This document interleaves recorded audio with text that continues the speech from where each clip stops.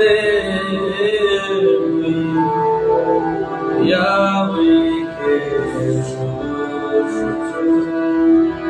कृष्ण भक्ति नदी देवी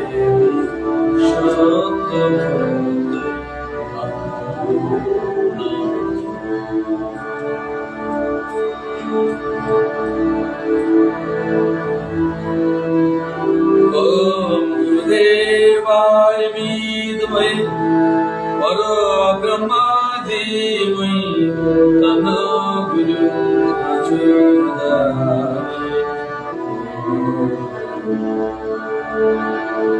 राधे राधे राधे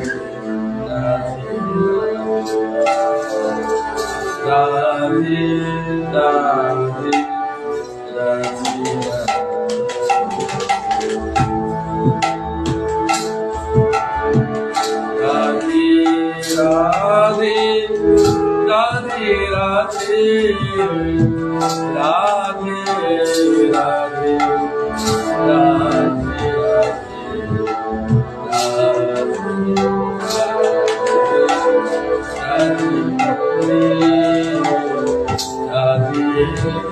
राधे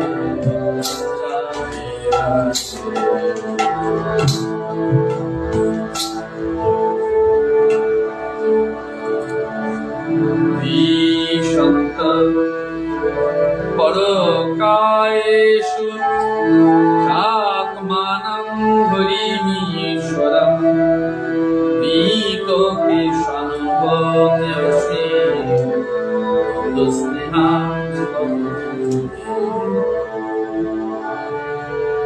আগে বলেছি যে মাস পুরুষোত্তম মাসের শেষ দিন তোমরা যা করেছো করেছো মাসে জলদান করেছো, অন্নদান করেছো, বস্ত্রদান করেছো, ভগবানের কাছে মন প্রাণ সমর্পণ করেছো। বলছি কি এই শরীর নশ্বর, এই শরীর নশ্বর, মৃত্যুর সঙ্গে পরিবার পরিজনের সম্পর্ক শেষ হয়। যারা খুব গর্ব করে বলে আমার পরিবার আমার, আমার ভাই বোন পিতা মাতা আমার, যারা গর্ব করে বলে, ভাগবত তো সেই কথা বলছেন। ভাগবত বলছেন নশ্বর দেহের বিনাশের যেদিন শরীর শেষ হয়ে যাবে, এই গর্বের কথাটুকু সেদিন আর থাকবে না। না মা থাকবে, না বাবা থাকবে, না ভাই বন্ধু সখা মিত্র স্ত্রী, কেউ থাকবে না। যদি কেউ না থাকে তাহলে তুমি নিশ্চিত মৃত্যু অহংকার করেছ। কারণ শরীর নশ্বর বলেছে, শরীর চলেই যাবে। যদি শরীর চলে যায় তাহলে সম্পর্কটা শিখতে হয়েছে, সবটা শরীর যাবার সঙ্গে সঙ্গে সম্পর্কটা নষ্ট হয়ে যাবে। মৃত্যুর সঙ্গে এর পরিবার পরিজনদের সম্পর্ক শেষ হয়। তো মৃত্যুর সঙ্গে যদি সব শেষ হয় তো জীবিত অবস্থায় যা বলেছ সব মিথ্যে বলেছ, যা বলেছ সব মিথ্যে বলেছ। এটা কেন বলেছ? এটা এই কারণে বলেছ তুমি অজ্ঞানী। যদি তুমি জ্ঞানী হতে এই কথা কদাপি বলতে। কারণ 84 লক্ষ জন্মে কত বাবা এসছে, মা এসছে, ভাই এসছে, বন্ধু এসছে, সখা এসছে, মিত্র এসছে, কারো কথা তোমার মনে নেই। কে বলেছে? স্বয়ং ভগবান কৃষ্ণ অর্জুনকে গীতায় বলেছে। জন্মে জন্মে কে এসেছিল সে তুমি স্বয়ং জানো না, আমি সব জানি। তোমাদের গর্বের তো শেষ নেই। ওরা সব আমার আপনার। তো শ্মশানে যখন কাষ্ঠ জ্বালিয়ে দেওয়া হয়, ধাও ধাও করে আগুন দিকে দিকে জ্বলে, সব সম্পর্কটা ইতি টানা হয়। যতক্ষণ ছিল শুধু শরীরটার জন্য, ওটা আমার, আমার ছেলে, আমার মেয়ে, আমার স্বামী, আমার পুত্র, আমার সব, সব আমার। কিন্তু ভগবান বলছে এই সব মিথ্যে। দেহ বিনাশের সঙ্গে সঙ্গে সমস্ত সম্পর্ক শূন্য হয়ে যাবে। তাহলে অহংকারটা কিসের তোমার? অজ্ঞানী বল। যারা নিজ শরীরের প্রতি আসক্তির গ্রন্থি বন্ধন রাখে, অথচ অন্য শরীরে নিজ আত্মা এবং সর্বশক্তিমান ভগবানের উপর দেশ ভাব পোষণ করে, সেই মূর্খগণের অধঃপতন সুনিশ্চিত। আমার শরীরে ভগবান আছে, তোমার শরীরে ভগবান নেই, এই ভাবনা করেছো কেন? ওই তো আমি রোজ বলি, আজ বললে আবার ডাক্তার বলে, শেষ দিনও বলছেন। দোষে দূষিত হলে, নিন্দায় নিন্দিত হলে, ঘৃণায় ঘৃণিত হলে একবার এই জায়গার থেকে বের হো না। আমি দেখেছি কপালের তিলক, গলায় তুলসীর মালা, তারপরও গুরু নিন্দা, লোক নিন্দা, বৈষ্ণব নিন্দা থেকে সরে আসে। এক অদ্ভুত স্বভাব তার ভেতরে। কেন সে এমন করছে? কেন সে এমন করে? তার দুর্ভাগ্য তাকে টেনে নিয়ে যাচ্ছে। সময় কথা বলবে, সময় কথা বলবে, অপেক্ষা করো।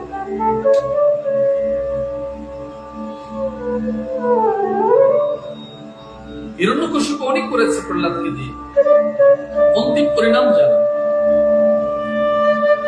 জরাসন্ধ কত শক্তিমান, অন্তিম পরিণাম জানা। শিশুপাল কত বকেছে, অন্তিম পরিণাম জানা। তো যারা যারা কৃষ্ণ বিমুখ হয়েছে তাদের পরিণাম জানা। তো কৃষ্ণ বিমুখ জন এইটুকু নিশ্চিন্ত জানা, পরিণামটুকু তোমার স্বয়ং বিচার করে একবার। পুরুষোত্তম মাস অতি উত্তম মাস। তোমাকে মোক্ষ দেওয়ার জন্যই ভগবান পরিকল্পনা রচনা করেছে। তোমার জ্ঞান এবং ভক্তির দীপক জ্বেলেছ, এই প্রদীপ জ্বেলেছ মানে কি? জ্ঞান ভক্তির জ্যোতিময় করেছ মনকে, প্রাণকে, শরীরকে, জগৎকে। তোমার মন প্রাণ জগৎ ভক্তিময় হয়, তুমি পুরো জগৎকে ভক্তিময় দেখো।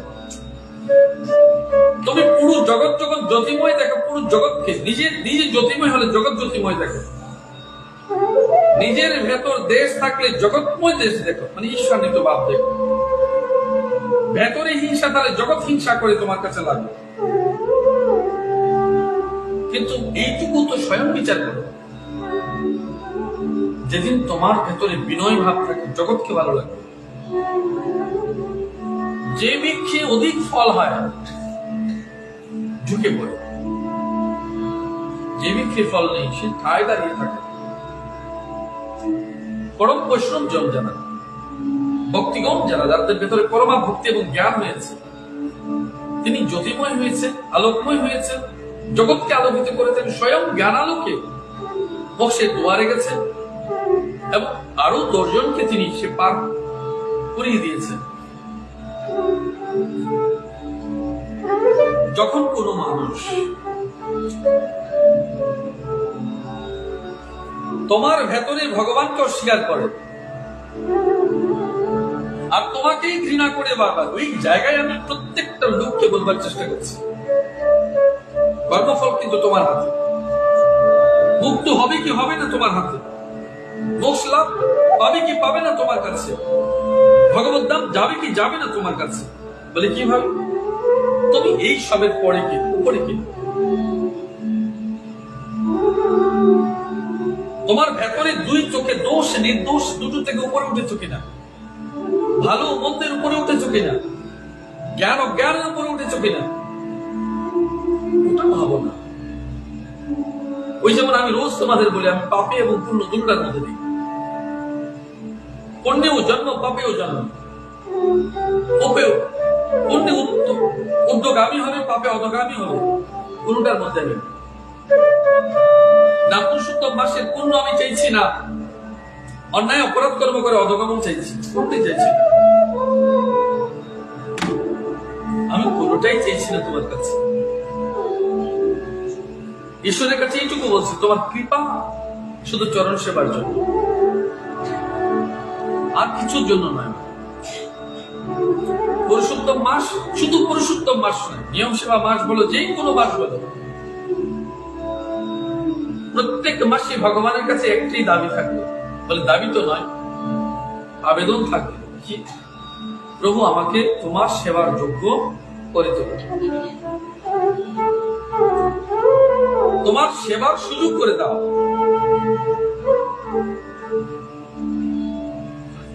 এই সেবা কবে করে দেবে? যেমন বলেছিল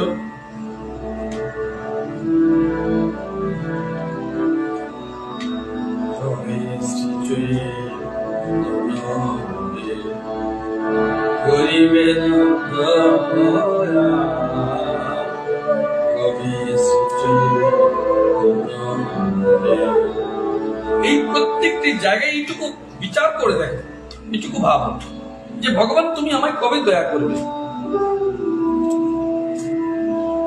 আমায় তুমি কবে দয়া করবে। সে ভাব কবে হবে? যে ভাব দিয়ে আমি তোমার কাছে পৌঁছতে পারবো, এই সংসার আনল থেকে মুক্ত হতে পারবো। মানুষের স্বাভাবিক একটা প্রবৃত্তি হয়ে গেছে অন্যের নিন্দা করা। ওই যে রোজ তোমাদের বলি, তোমরা তো রাগ করো, যে একটা অদ্ভুত মিল আছে মানুষের সঙ্গে মাছের সঙ্গে, রাগ করবে না? মানুষের সঙ্গে মাছের সঙ্গে একটা অদ্ভুত মিল আছে, একটা চরিত্রে মিল আছে। বলে সেটা কি? মাছি নোংরায় নিবাস করে আর মানুষ নোংরা ঘাটতে ভালোবাসে। অপরের নোংরা ঘাটতে অতি উৎসাহী মানুষ, আর মাছি শুধু নোংরায় নিবাস করতে চিরকাল উৎসাহী হয়ে তাকে নিবাস করে থাকে। এই একটি চরিত্র মানুষের এবং মাছির মধ্যে অদ্ভুত ভাবে মিল। কোথায় গিয়ে দাঁড়িয়েছি চিন্তা করেছো? উদাহরণ কোথায় নিয়ে টেনে নামিয়েছি। ও নোংরায় নিবাস করে, তুমি নোংরা ঘাটতে ভালোবাসো। এটা কি সত্যি সত্যি মানুষের চরিত্র হওয়া উচিত? দেখো, অর্থের যথার্থ প্রয়োগ হয়েছে। কি বলেছে? যারা আত্মজ্ঞান লাভ করে কৈবল্য মোক্ষ লাভ করেননি, আবার সম্পূর্ণরূপে গুরুস্তরের নয়, আর এদিক ওদিক দুই হারা। ভগবান কি বলেছেন? আত্মজ্ঞান প্রত্যেক মানুষ কবে পেয়েছ, যেটা আবার ভুলে গেছো? দেখবেন না, প্রত্যেক মানব মাতৃগর্ভে নবম মাসে আত্মবিদ্যা লাভ করেন, আত্মজ্ঞান লাভ করে থাকে। ও জন্মাবার সঙ্গে সঙ্গে সবাই ভুলে যায়। ওটার জন্যই পুনর্বার যাত্রা শুরু হয়। ভগবত দর্শন মাতৃগর্ভে হয়, জন্মাবার সঙ্গে সঙ্গে ভুলে যায়। এই কারণে সুষুপ্তিতে কখনো কখনো তোমরা বলো, বারবার একটা বিষয়, ভগবানের চোখ, ভগবানের মুখ, ভগবানের পদ চিহ্ন, ভগবানের চরণ বা ভগবান বিষয়ে কোনো কোনো বিষয় কখনো কখনো তুমি তোমার ভাবনায়, তোমার চিন্তনে, স্বপ্নে, জাগরণে কখনো কখনো তুমি দেখে থাকো। কেন? কারণ তুমি দেখেছো, সত্যি সত্যি দেখেছো। স্বপ্নে তো দেখেছোই, ওটাও সত্যি, মিথ্যে না। তোমার শুধু কল্পনায় এসছে, মানুষ কল্পে এসছে এমন না। ভগবানের স্বপ্নেও দর্শন দিয়েছে, দেবেও। এত স্থূল জগতেও ভগবান দেখবে, তার জন্য চোখ চাই। এটাই আমাদের নেই। কুরুক্ষেত্রে যুদ্ধে যখন সঞ্জয় পুরো ঘটনা দেখেছে দিব্যচক্ষু দিয়ে, এবং অর্জুনকে তার বিশ্বরূপ দর্শন, ভগবানের বিশ্বরূপ দর্শন দেখানোর জন্য যখন বলেছে, ভগবান অর্জুনকে বলেছে, হে অর্জুন, এই চোখে তুমি, স্থূল চোখে তুমি আমার দর্শন লাভ করতে পারবে না। এই নাও, তুমি দিব্যচক্ষু প্রদান করছি, তবে তুমি আমায় দেখো।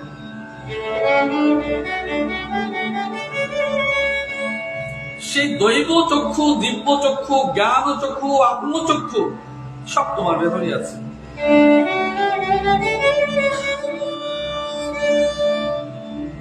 মাকে বুঝোনি, বাবাকে বুঝোনি, ভাইকে বুঝোনি, বোনকে বুঝোনি, জগৎকে বুঝোনি, শুধু নিজেকেও বুঝোনি।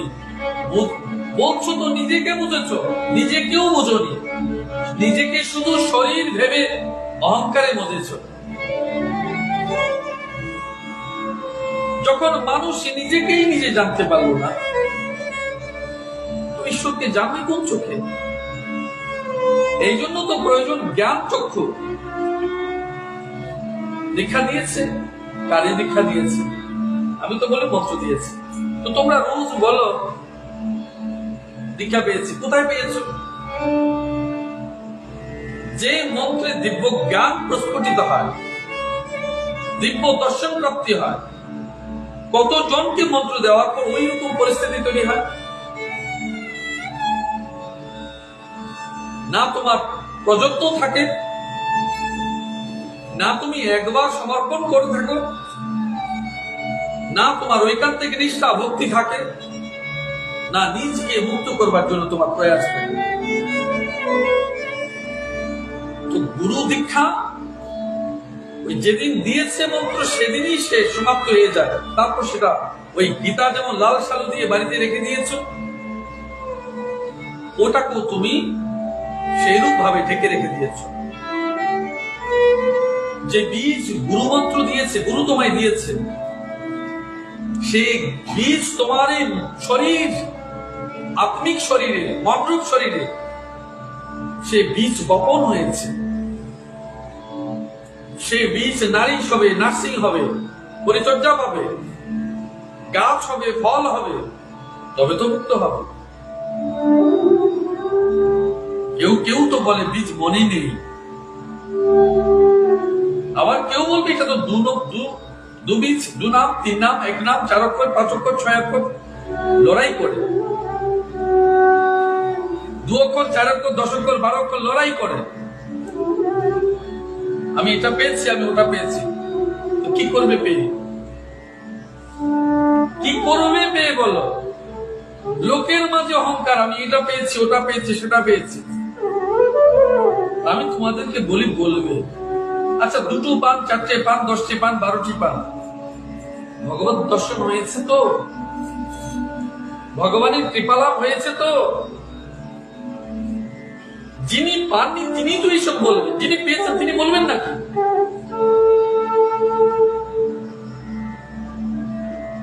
যিনি দৈব শক্তি প্রাপ্ত হয়েছেন, দিব্য জ্ঞান লাভ করেছেন, সত্যি সত্যি তার গুরু বীজ ভেতরে ভক্তিলতা স্বরূপ প্রস্ফুটিত হয়েছে, সে কি এইসব কথা বলবে? আমি তো দেখেছি মা, তোমরা যারা আছো, যাদের গলায় তুলসী কিংবা তিলক মালা দিয়েছ, এর অর্থ তো জানো, মানে গোবিন্দকে বরণ করেছো। তিলক তুলসী কেন? গোবিন্দকে বরণ করেছো। তোমরাই সবচেয়ে বেশি লোককে কৃষ্ণ বিমুখ করে দাও। আমি চাই না বলতে, তবু বলছি, মনে কষ্ট পাবে না। তোমরাই সবচেয়ে লোককে কৃষ্ণ ভক্তির আসবার মতো লোকদেরকে বিতাড়িত করো। কি কি বলে? না না, এত কম বয়সে তুলসীর মালা দেওয়া যাবে না, মালা দিলে মিথ্যে বলা যাবে না, মালা দিলে মাছ খাওয়া যাবে না, মালা দিলে অমুক খাওয়া যাবে না, তমুক করা যাবে না। নানা প্রকার ভয় বিধি দেখিয়ে দেখিয়ে কৃষ্ণ বিমুখ করে তোল। মহাপ্রভু কোথাও বলেছে? নিত্যানন্দ প্রভু বলেছে? বলেছে শুধু নাম রূপ প্রেম বিতরণ করতে। তুমি তোমার সুবিধা করবার জন্য লোককে কৃষ্ণ বিমুখ করে তুলছো কেন? কেন কৃষ্ণ বিমুখ করে তুলছো? 2 নাম পেয়ে গেছিস, 3 মালা কেন দিলি? 2 মালা কেন দিলি? 1 মালা কেন দিলি? দিল এরকম দিলি কেন? ওই রকম দিলি কেন? কয় অক্ষর পেয়েছিস? দিনে দিয়েছে কি রাত্রে দিয়েছে? এই সব অদ্ভুত কথা বলে বলে লোককে কৃষ্ণ বিমুখ করে তুলে। আরে বাবা, এইটুকু করো। কি খাবে কি খাবে না সেই ভগবান চিন্তা করো। তার ভেতর চিন্তা করবে।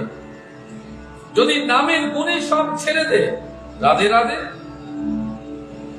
তুমি করতে যাবে, তুমি কর্তা সাচ্ছ কেন? কর্তা যিনি স্বয়ং ভগবান, তাকে করতে দাও। তাকে বলো যে নামের গুণে তার ভেতরে যা আছে অপশক্তি সব বেরিয়ে যাবে। তোমরাই বলো, একবার কৃষ্ণ নামে যত পাপ করে, জীবের কি সাধ্য আছে তত পাপ করে। তো তাকে বলো তুমি পাপ করেছো, করতে থাকো, কৃষ্ণ নাম করতে থাকো, তোমার যা আছে মনে করতে থাকো, খেতে থাকো। আমি শুধু বলি মা কৃষ্ণ নাম করতে থাকো। কেউ 8 মালা, কেউ 4 মালা, কেউ 16 মালা। আমি বলি না, 64 মালা জপ করো। কাজ নেই তো তোমার, কথা বলবার, অন্যকে কুপরামর্শ দেওয়ার সময় কোথায়? নাম জপ করো। এই পুরুষোত্তম মাসে প্রত্যেককে বলেছে 64 মালা জপ করো। অথবা একটি লক্ষ্য হয়ে যাক। অন্যকে কুপরামর্শ, কুমুদি দেওয়ার আগে নিজে অদ্ভুত ভাবে পরিবর্তন হয়ে যাও। নিজে পরিবর্তন, তুমি এবং তোমার গুরুদেব দুয়ের মাঝে যখন আর কেউ এসে গেছে, ভাববে তোমার কৃষ্ণ প্রেম, কৃষ্ণ ভক্তি শূন্য শূন্য হয়ে গেছে। এই জীবনে তোমার আর মুক্তি হবে না। এবং এটা আমি ভেবে বলছি, তুমি স্বয়ং বিচার করো। যেই হোক না কেন, তুমি এবং তোমার গুরুদেবের মাঝে কাউকে আনবে না। যদি সর্বনাশ চাও, আনতে পারো। অর্জুন এবং কৃষ্ণের যে কথোপকথন হয়েছিল, কাউকে এনেছে? কাউকে এনেছিল? ভগবান কৃষ্ণ এবং তার লাদিনী শক্তি রাধারানীর মাঝে কেউ আছে? কেউ এসছে?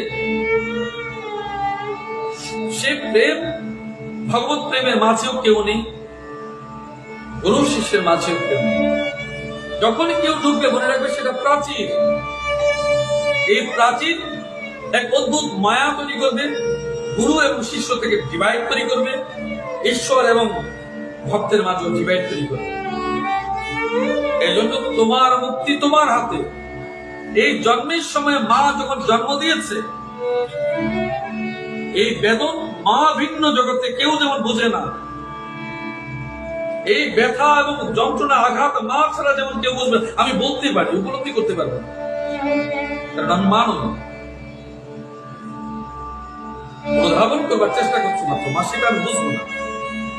ঠিক তেমনি আমি বলছি, জীবাত্মা রূপ জগতে যখন ব্যাপিত তুমি আছো, এই পরমাত্মা এবং জীবাত্মার মাঝে যখন আর কেউ কি সে ব্যথা বেদনা বুঝতে দেবে, তবে সেটাই তোমার জন্য কালচক্র হয়ে যাবে। সেটাই তোমার জন্য কাল সাপ হয়ে দাঁড়াবে এবং তোমার ভক্তি নষ্ট হবে। এই কারণে মা বলছি, দেখো যে যদি সম্পূর্ণ কৈবল্য মোক্ষ লাভ না হয়, তবে তোমার দুই গেল, না মোক্ষ পেয়েছ, না তুমি ভগবানের কাছে সমর্পিত হতে পেরেছ। এখন এতটুকু কৃষ্ণ ভক্তি আসবার পর তুমি কি নরক নিবাস চাইছ? তোমার যন্ত্রণা চাইছ? জন্মে যন্ত্রণা, মৃত্যুতেও যন্ত্রণা, আসবার সময় প্রারব্ধ রূপ যন্ত্রণা, পুরো জীবনে ভোগ করে গেলে যন্ত্রণা, যাবার বেলা কে গেলে? খুব কঠিন করে বলছি, তাই না? জন্মে মাতৃগর্ভে অগাধ কষ্ট পেয়েছ, ভগবানের কাছে প্রার্থনা করেছ, হে প্রভু, এই জ্বালাময় মাতৃগর্ভ থেকে আমাকে শীঘ্র তরা করে বের করো। সেদিনও বলেছ, কখনো ঝাল খেয়েছে, টক খেয়েছে, নোনতা খেয়েছে, যন্ত্রণা তোমার হয়েছে বারে বারে। তারা মানসিক চিন্তন তোমার ভেতর করেছে, আঘাত তোমার ভেতরে করেছে, যন্ত্রণা সন্তানে পড়েছে, যে খাবার খেয়েছে তার প্রভাবও পড়েছে। এই সব দুঃখময় যারা যন্ত্রণা ভোগ করে ভগবানের কাছে করজোর করেছ, ভগবান কৃপা করেছে, জঠর আগ্নি থেকে তুমি বের হয়েছো, পৃথিবী পৃষ্ঠে কেন এসেছো ভুলে গেছো? ওই কর্মফল ভাগ্য এনেছো, মাতৃগর্ভের যন্ত্রণাও সয়েছো, প্রারব্ধ অনুসার পুরো মানব জীবন কষ্টে কষ্টে গেছে। আবার এই জন্যই যখন তুমি কোনো ভগবত ধামের জন্য কোনো কর্মই করলে না, মানব সেবা করলে না, তো এই জন্যই তুমি যেটা সঞ্চয় করেছো অতি অল্পই করেছো, অধিক পাপ করেছো, পূর্ণ শূন্য করেছো, তো কি নিয়ে যাবে? কারণ মুক্তি তো তোমার হবে না। এখন 84 পুনর্বার চক্র হবে, নাকি অদজ পশু জনি, পাখি জনি ইত্যাদি জনি প্রাপ্ত হবে? স্বয়ং বিচার করে দেখো। মৃত্যুর পর কি হবে কেউ জানে না, কিন্তু তুমি স্বয়ং জানো।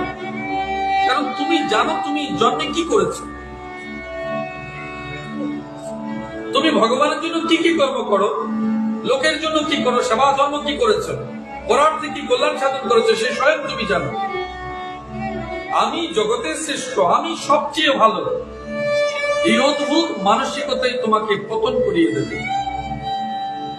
আমি শ্রেষ্ঠ, আমি ভালো, আর জগতের সব খারাপ, এই মানসিক বিকৃতি তোমাকে পতন করিয়ে ছাড়বে। এই তোমার পতনের মূল কারণ। মনে রাখবে, এইটুকু যেদিন ভাববে আমি ভিন্ন জগতের সব ভালো, আমি ভিন্ন জগতের সব ভালো, আমার দোষে তো সব হয়েছে, আমার জন্য তো সব হয়েছে। আর যখন তোমরা কেউ আমায় বলো, তখন আমি বলি না না, দোষ তোমার না, দোষ আমার। কারণ কৃষ্ণ প্রেম আমি বলেছি, ভাগবত কথা আমি তোমাকে টেনে এনেছি। সুতরাং তুমি যা বিষক্রিয়া দিচ্ছ সে আমার জন্য দিয়েছ। এটা আমার বলবার ভুল হয়েছে, আমার ভাববার ভুল হয়েছে, আমার পরিবার শক্তি সেরকম ছিল না বলে হয়েছে। রোজ রান্না করো না, কোনো একদিন যদি ভাত নরম হয়ে গেছে, সবাই মিলে তোমায় সেদিন তুলো করে ছাড়ে। একদিনের অপরাধ ক্ষমা কেউ করে না, করেছে? একদিন যদি মা সংসার জীবনে একদিন যদি তোমার রান্নার ভাত নরম হয়ে যায়, অন্ন নরম হয়ে যায়, তো সবাই মিলে বকুনি বলবে কি রান্না করেছো। আমরা অতিমানব মহামানব তুলি। আমরা যখন রাস্তা দিয়ে চলি তখন আমাদের পায়ে কাটা ফুলে ঢুকে, আমাদেরও ব্যথা হয়, আমাদেরও যন্ত্রণা হয়। ভাগবত পাঠ করার এই কথা নয় আমরা হৃদয়হীন, আমাদেরও দুঃখ হয়, যন্ত্রণা হয়। তুমি নিশ্চিত করে জানো, এই জগতে যত মহাত্মা আছেন, গুরুদেবরা আছেন, তারা যত বেশি কষ্ট এই জীবনে পেয়েছেন, যন্ত্রণা পেয়েছেন, এমনকি আর তোমরা পাওনি না। ভগবানের কাছে প্রার্থনা করো তোমরা যেন কোনোদিন না পাও। যে গাছ যত উঁচু, ঝড় বৃষ্টি তোপার তাপ অধিক লাগে, এটা নিশ্চিত জানতে পারে, এটা চরম সত্য। এই কারণে নিজ মুক্তির জন্য স্বয়ং বিচার করো কি করবে। কি বলছে দেখো, যারা অর্থ, ধর্ম, কামিক 3 পুরুষার্থ সাধনে ব্যস্ত থাকে, তারা ক্ষণিক শান্তি লাভেও সমর্থ হয় না। শুধু অর্থ, ধর্ম, কাম, বাড়ি ঘর, স্ত্রী পুত্রাদি নিয়ে তুমি সদা ব্যস্ত আছো, কিছুতেই তুমি চাইছো না মুখ।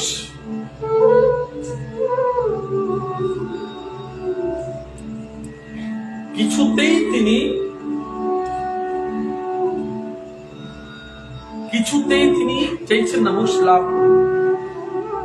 ধর্ম, অর্থ, কাম, মোক্ষ দেখবে যোগমায়ার মধ্যে আছে। তোমরা যাকে কালী বলো, কেন কালী বলছো? কেন তাকে কালী বলছো? কারণ তিনি কালের উপর দাঁড়িয়ে আছেন বলে,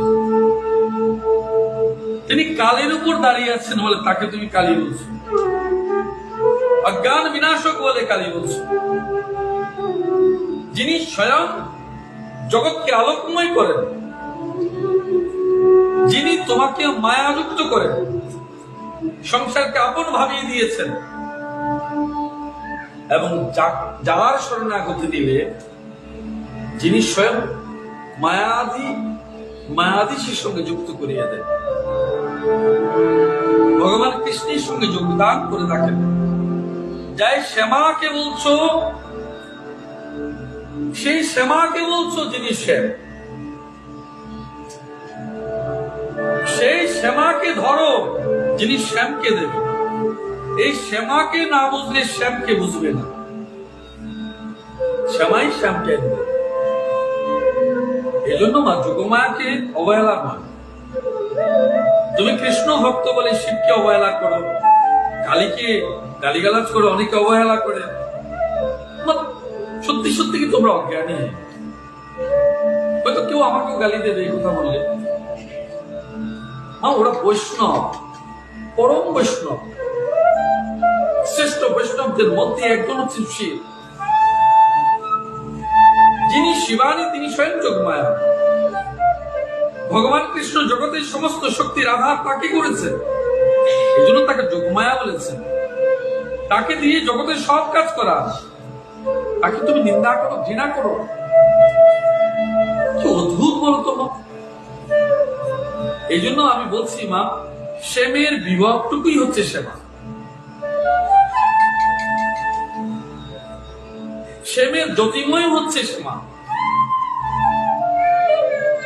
বুঝো ভাই, আমার বাক্য ভালো না লাগলে ভালো লাগবে না। রাধারানীকে তুমি ভালো করে দেখো, তার বিশ্বময় রূপ দেখো। দুর্গাকেও পাবে, বিপদনাশিনীকেও পাবে, কালীকেও পাবে।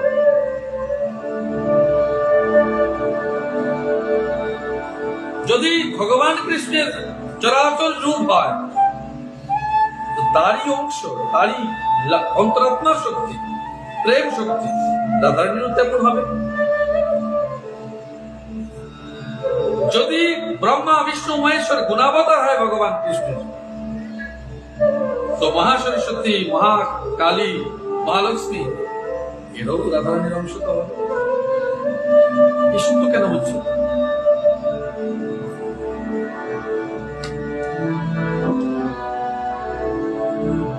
নিজের হাতে নিজের পায়ে তারা কুঠারাঘাত করে। যদি মানব জন্মে কারো কথা শুনবে না, তোমাদের নিশ্চিত করে কারো কথা শুনবে না। তোমার গুরুদেব কি বলেছে সেটা দেখো। আমি সত্য সত্য পুনঃসত্য বলছি না, কারো কথা শুনবে না, শুধু তোমার গুরুদেব কি বলেছে সেটা দেখো। নয় মুক্তি পাবে না মা, আটকে যাবে। গুরুদেব যদি বলে এই পথে গিয়ে তোমার মুক্তি, রাধে রাধে, তোমার মুক্তি কিছু হবে সেই স্বয়ং গুরুদেব জানেন। কারণ জগতে তোমার গুরুদেব তোমার প্রাপ্তি হয়েছে ঈশ্বরের ইচ্ছায়, তোমার ইচ্ছায় না। ভগবান স্বয়ং বলেছেন তোমার ভাব অনুসারে এই যুগে তোমাকে গুরুদেব পাঠিয়েছেন।